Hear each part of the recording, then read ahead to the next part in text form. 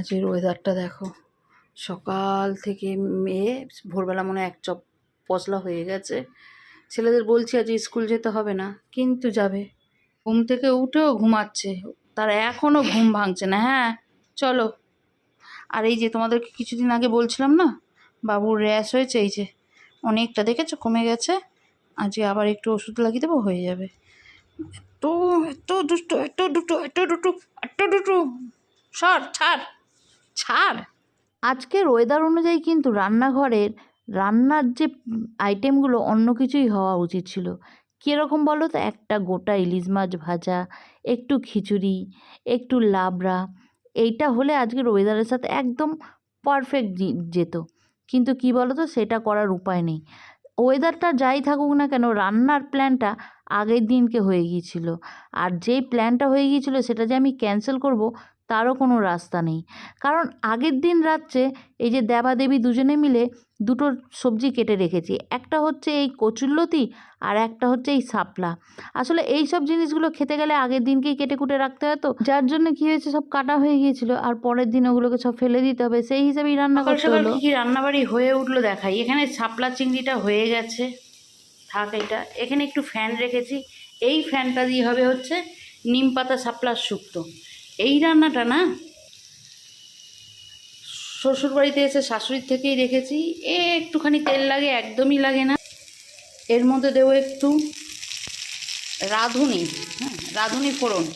আচ্ছা, এখানে কিছুটা শাপলা রেখেছি, এই শাপলাটাকে নুন দিয়ে মাখিয়ে রেখেছিলাম, জলটা ছেড়ে গেছে, এটা এর মধ্যে দিয়ে দেবো।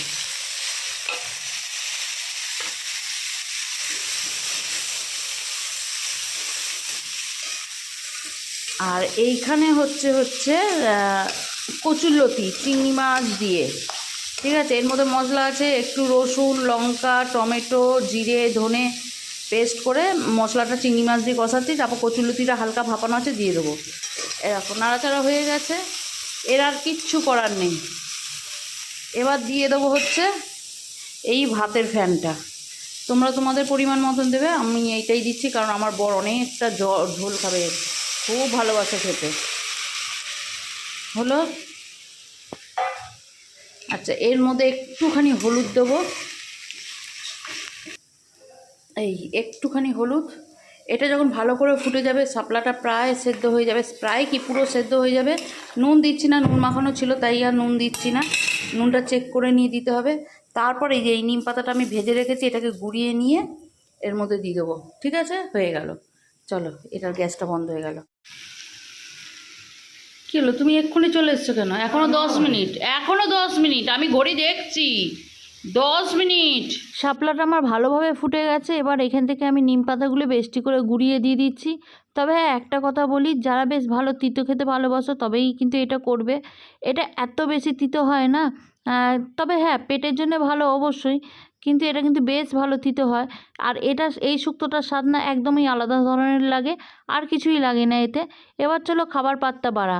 তবে হ্যাঁ, খাবার পাত বাড়তে বাড়তে দু একটা কথা তোমাদের সাথে বলবো। আমি এরকমভাবে আমার বরকে খেতে দেওয়ার জন্য ভাত বেড়ে যখন দিই, তখন তোমাদের সাথে শেয়ার করি। হ্যাঁ, তোমরা অনেকেই আমাকে এই বিষয়গুলোতে খুব পজিটিভলি কমেন্টস করো। যারা, তাদের কথা বলবো প্রথমে। তারা বলো যে হ্যাঁ, দাদাকে একটু গরম ভাত একটু কম খেতে বলবে, পাতে অতটা ভাত নিতে বলবে না, অতটা ভাত শরীরের জন্য ঠিক না। তাদেরকে প্রথমে বলি যে হ্যাঁ, ঠিকই বলেছো, তোমরা একদম খারাপ বলোনি। কিন্তু কি বলো তো, এই মানুষটা না একদম ছোটোবেলা থেকে ওই যে 8:30 9টা কি খুব জোর 10টার মধ্যে গরম ভাতের পাতের অভ্যাস না, সেটা ছাড়তে পারছে না। সেই জন্য কী হচ্ছে, তার অসুবিধা হয় না। আর এই যে একবার ভাত খায়, তারপর কিন্তু আর সারাদিন বলতে কিছু খাওয়া নেই, সেই সন্ধেবেলা। আর এবার গেল হচ্ছে নেগেটিভ কমেন্টস। হ্যাঁ জানি, সোশ্যাল মিডিয়ায় নেগেটিভ কমেন্টস নিতে হবে, তুমি ভালো করো কি খারাপ করো, যাদের চোখের দৃষ্টিশক্তি বাঁকা তারা তোমাকে খারাপ কমেন্টস করবেই। কিন্তু কি বলো তো, যেই মানুষটা খাচ্ছে সে তার পয়সা নিজের রোজগারে খাচ্ছে, কারোর পয়সা নিয়ে খাচ্ছে না। সেই হিসাবে সে কতটা খেতে পারবে, তার পেটে কি আছে না আছে, এই জিনিসগুলো কিন্তু সম্পূর্ণ তোমাদের কমেন্টসের মানসিকতার উপর ডিপেন্ড করে। অনেকেই কমেন্টসগুলো এমন খারাপভাবে করো না, যেগুলো খুবই গায়ে লাগে। তবে হ্যাঁ, একটা কথা বলি, সবার পেটের সাইজ সমান না। আর সবাই যে রোগা হলেই যে কম পরিমাণ খায়, আর মোটা হলে যে বেশি পরিমাণ খায়, তা কিন্তু না। তবে যা বাদ দাও, তোমাদের মানসিকতার সাথে তোমাদের কমেন্ট তোমাদের ওপরেই ছেড়ে দিলাম। আজকের খাবারের পাতে বেশি কিছু হয়নি। নিম দিয়ে শাপলা শুক্তো হয়েছে, শাপলা চিংড়ি হয়েছে, আর হয়েছে কচুর লতি আর চিংড়ি দিয়ে। এইদিকে দেখো, সে স্কুল যাবে, স্কুল যাওয়ার আগে নারকেল একটা ফ্রিজে রেখেছিলাম সেটাকে বের করে খাচ্ছে। আর এইটা দেখো, বাবা স্কুল যাবি তো, তা কেন বেকার করছিস? এবার হচ্ছে ছেলেদের খাওয়ার পালা। ওর বাবাকে বললাম, দেখো তুমি ডিউটি যাওয়ার আগে একটু দাঁড়িয়ে যাও, কারণ ছোট ছেলেটা একটু বেঁচে বেঁচে ফেলার অভ্যাস আছে। আর তার মধ্যে ও প্রথম থেকে বলছে আমি আজকে খাবো না, আমার ভালো লাগছে না, আমারটা রেখে দাও, আমি এসে খেয়ে নেবো তিতোটা।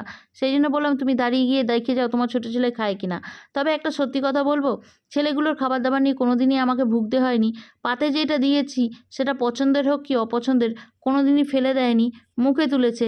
হ্যাঁ, তবে হয়তো বড়রা তো মুখের কথা বলবেই না, একটা মুখ থেকে প্রকাশও করবে না, টু শব্দও দেবে না। ছোটোটা হচ্ছে হয়তো একটু গ্যাঙ্গর গ্যাং করবে, কিন্তু খেয়ে নেবে। তা যাই হোক, এই খাবারটা কিন্তু প্রচণ্ড তিতো হয়। তোমরা তোমাদের বাচ্চা কাচ্চাকে দিতে পারো, কিন্তু হ্যাঁ, তিতোর লেভেল কতটা নিতে পারবে সেটা এর ওপরেই ডিপেন্ড করে। অবশ্যই এই রেসিপিটা করো, খেতে কিন্তু বেশ টেস্ট হয়। একবার করে খেয়ে দেখো, ভালোই লাগবে। সবাই যতক্ষণ না বেরোচ্ছে না ততক্ষণ এক কাপ চা নিয়েও বসতে ইচ্ছা করে না। এবার সবাই বেরিয়ে গেছে, এক কাপ চা আর দুটো মুড়ি আর একটু শশা নিয়ে বসেছি। তবে জানো তো, এই যে নিশ্চিন্তে একটু চা মুড়ি খাওয়া, এইটাই যেন সবথেকে বেশি শান্তি লাগে। আর আজকাল না, মাঝে আমি টিভি দেখা একদম বন্ধ করে দিয়েছিলাম, আর বিগত 2-3 দিন ধরে আবার বেশ একটা করে ফিল্ম চালিয়ে দিয়ে এই চা মুড়িটা ভীষণ আয়েস করে খাচ্ছি। চলো, সকাল অবধি আমার দিনটা এইভাবেই কেটে গেল। তোমাদের কেমন কাটে অবশ্যই একটু কমেন্টস করে জানিও।